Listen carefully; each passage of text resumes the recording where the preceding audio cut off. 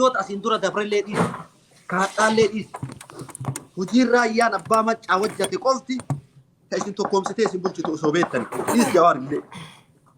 ليس مي تكيفات رايان بجاتو كو الدبي المو في ولين هاسه المو في ولين جمده المو في جمتشيسه انجران بجاتك تكيفات بجاتك أكا أبادا المو في برتاين جمن رايا أبا منشا بليز لا ما جد رايا أبا منشا بجاتو كو أكا هريوت إسام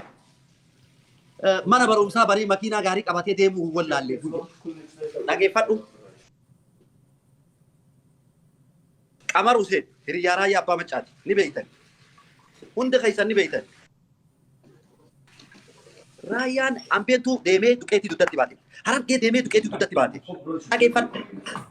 osoo si'iti wallahi kaawiyaa surree kan keetee eeggatta malee bakka kana dhaabattee nam tokkoof kana hin gootu please tokkummaa haa ijaaru billah alaykum وان كان نبيتا والله خلي أنا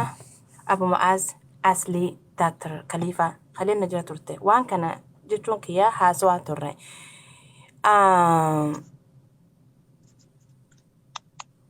سمون نما خينيا كوني أكمي يادا هانك أيومي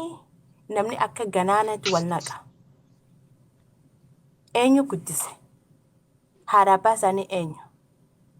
akkata san tuguttatan eessa biyyatami guddatan maqaa haraba sani arrabsu jenni beetame namni arranta social media obbe nama walii ganna ku jiro kuni haadhaa fi abbaan isaaniitu akka gaarii isaanii guddifne jecha bataan jechuu ka ifiin qabee ammoo waan gaarii hin goone arrasraa ilmoo isaanii karaa haqaatti karaa diinaatti karaa islaamummaatti silaa guddasanii ilmoon isaanii arraan tanaa karaa baatee social media gubbaa baatee namaan arrabsitu nama walitti hin neeqxu taak inni jechaa jirru asirratti isa jimmaa harargeechaa jirru hunda hooleyyii warra nama arrabsu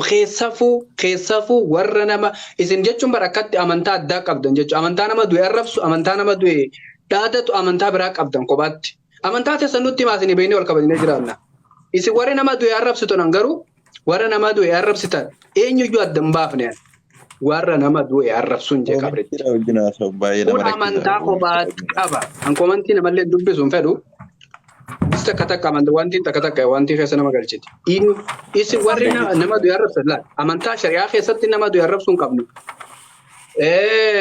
kutaadhaan nama qoqqoodu yookaan walirratti dhaadatus hin qabnu kun aadaa amantaa keessa hin jiru akka safuu oromootti illee nama du'e kabaja qaba nama du'e nama ni du'e hunjaa ni akhirame jaan akka nuti qabnutti akka aadaa booranaa oromootti hin jetti illee hancufa seene jaan malee ni du'e kabaja maqaa kabajaatu irra jira. haa ta'uuti lammaffaadha Sheek Qaasim kalee nara keessaa nara keessaa okay kalee haye kalee mee inna balagummaa social media ko ilmi nama hanqamta kabatee sabbatee jechuudha Adam Tuulaa Sheek Ulamaayeen keenya Sheek Adam Tuulaa kalee akhiramee bar hanqinni qabri seetti footoo isaa qabanii guban so maal garsiisa Ulamaayee bar fixee kana dhiisa bar bilaal warri kana kuni warri amantaana warri suuraa namaa gubu suuraa nama lubbuun hin jirree gubu nama jirurraa osoo hin taane nama du'eerraa dhimma qaba haada fitti dheef ajjeese achitti qabrii keessatti haa wal faamuun jee baran fixe namni nama du'e naannessu namni nama fuula rabbii deeme gara gaggalchaa oolu abbaa fedhe haa ta'u haada fitti hidhee nama du'eerraa dhimma qaba nama fuula rabbii jirurraa dhimma qaba dhaqi achitti addaafnee bitadhu waan nama daddafeessi qoomu sittan himaa keessa naa bilbili namni nama du'eerraa dhimma qabdan nama fuula rabbii jirurraa dhimma qabdan kara keessatiin koottaa waan isin ajjeesu sittan himaa daddaftanii dhayxanii achitti dhimma irraa qabdan sana achitti wal faamtan achitti wal hubattan irra gaariidha nama du'e nama jiru dhiisa yoo barbaad nama jirurraa dhimma qabaatte immoo naa koottuun asin jira anarraa dhimma qabda taanaan koottu bootaasii fi wasafa bakka jirtutti naa koottu na barbaadde taanaan nama du'eerraa barbaada qabaatta taanaan haada fidhai yookaan fooqii gubbaaf darbii yookaan awwayii xariiqa irratti darbii fajjees karaa gabaabaa. Ilaa wantichi Ajaa'iba rabbii kana jaahilummaatu nutti jira natti fakkaata. Ustaaz mee gaafatti gaafadha. Jaahiliyyummaa gaafa dur osoo Rasuulli Rabbi alayhi salaatu wasalaam hin ergamin zabana dukkanaa ka ilmoo fi qotanii awwaalan san keessa lafee namaa ol baasanii